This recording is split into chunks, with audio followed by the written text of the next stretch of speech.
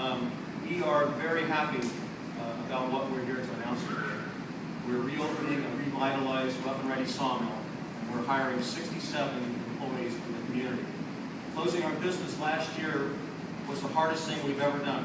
Go back and look at the photos in the Oregonian of Jennifer and me last year standing kind of shell-shocked in front of our empty, ghostly, deserted sawmill. Since then, we've watched firsthand how devastating these job losses have been on our employees, their families, and the larger community. What we are establishing today is the ability for these working members of our community to re-engage. They will stay in the area and continue to contribute as PTA members, coaches, 4-H leaders, watershed council, church volunteers, and not to be forgotten as taxpayers. The overall effect is even greater than it appears. In addition to the 67 direct jobs, hundreds more will be created for logging contractors, truckers and suppliers, and for the community businesses we all patronize. Though our company has been in business for over 90 years, the last 20 have been a struggle with a virtual shutdown of the federal timber supply. Historically, our family has put profits back into sawmill upgrades, but the scarcity of federal logs limited those revenues and made it difficult to risk taking on expensive capital improvements. Recently, federal forest policy has finally found a national spotlight brought about by timber-dependent rural counties facing bankruptcy, coupled with the alarming decline of federal forest health. It's become increasingly evident that sawmills play an important part in supporting both the local economies and forest health. So just when federal forest policy is being addressed and lumber markets are taking off, we found ourselves owning a sawmill hampered by several years of deferred capital projects. As much as we enjoy making beautiful wood products and as dedicated as we are to our community, our ability to leverage our assets to launch an upgraded sawmill was limited.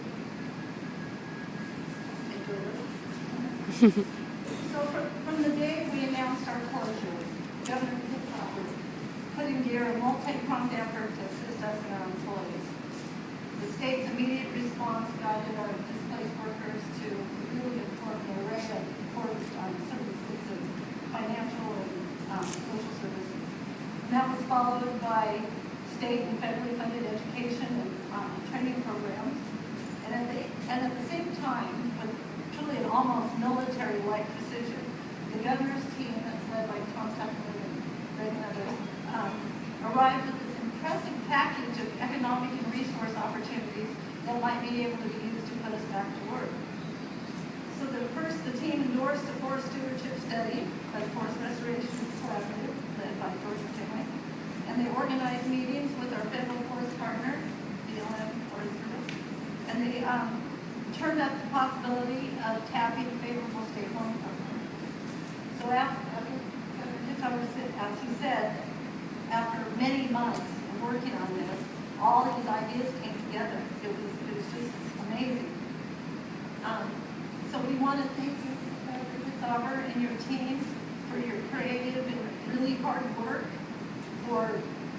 that allowed us to have the confidence and the ability to move forward today. We can't thank you enough. You launched us. And it also, that support gave us the ability to take advantage of the New Market Tax Credit Program. And the New Market Tax Credit Program uses business-oriented mechanisms to help displace communities like the Illinois Valley. So we want to thank EcoTrust, and especially Bettina von Hagen, for the belief in the Rough and Ready project. With EcoTrust commitment of a major New Market Tax Credit allocation, funding is flowing today to Rough and Ready for mill upgrades. So that